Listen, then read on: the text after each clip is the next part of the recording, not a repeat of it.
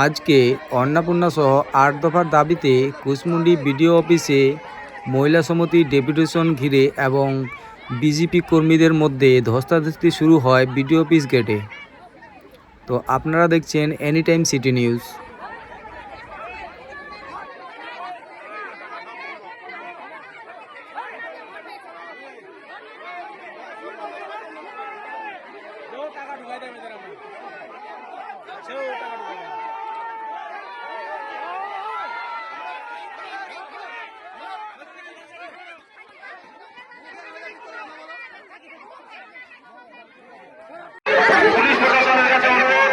আমরা আমাদের যে পাঁচজন প্রতিনিধি যাবে তাদেরকে ডেপুটেশন দিতে সহযোগিতা করবেন।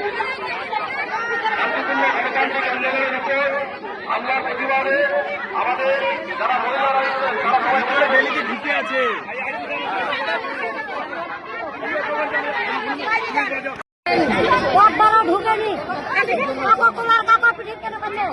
হিন্দু হারে ঢুকাচ্ছে, মুসলমানের হারে কেন ঢুকানো?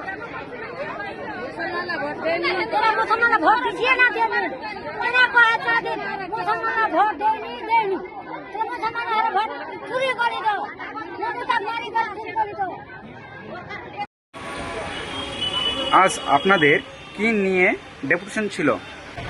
ভান্ডার, 100 দিনের কাজ, SIR আর নারী সুরক্ষা নিয়ে, আর মাইনরিটি হোস্টেলের বেতন আর মিড ডে মিল নিয়ে ডেপুটেশন ছিল। এই বিষয়ে আপনারা কি বলবেন? এই বিষয়ে আমরা গণতান্ত্রিক ভাবে আমরা ডেপুটেশন দিতে যাচ্ছিলাম।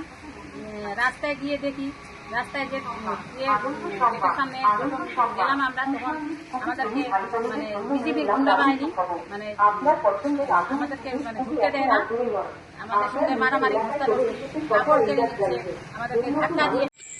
আজকে আমাদের কুশমন্ডিতে কিছু অসাধু ব্যক্তিরা যারা হচ্ছে তৃণমূল এবং CPM এবং কংগ্রেস যারা করে, তারা এই কাজটি ঘটিয়েছে।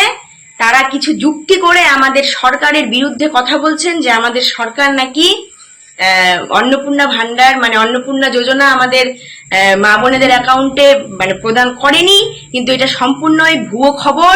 এটা হচ্ছে কিছু অসাধু ব্যক্তিরা এই কাজটা করছেন। আর সেখানে আমাদের কোনো বিজেপির নেতা বা নেত্রী থেকে বা কোনো কার্যকর্তা কেউ ছিল না। সেখানে সাধারণ মানুষ সেখানে ধস্তাধস্তি করে সেখানে বলেছিল যে আমাদের অ্যাকাউন্টে 1,46,00,000 মা বোনেদের অ্যাকাউন্টে অন্নপূর্ণা যোজনা প্রদান করা হয়েছে, সেটা বলেছিল সাধারণ মানুষ। সেখানে কোনো বিজেপির নেতা বা কর্মী এমনকি কোনো কার্যকর্তা সেখানে ছিল না। এটা সম্পূর্ণ ভুয়ো একটা খবর। সেখানে কোনো বিজেপির নেতা কর্মী বা কার্যকর্তা কেউ ছিল না, এটা সাধারণ মানুষ সেখানে ছিল। নমস্কার, আমার নাম নীলিমা মণ্ডল, কুশমন্ডি মণ্ডল 2 এর সম্পাদিকা।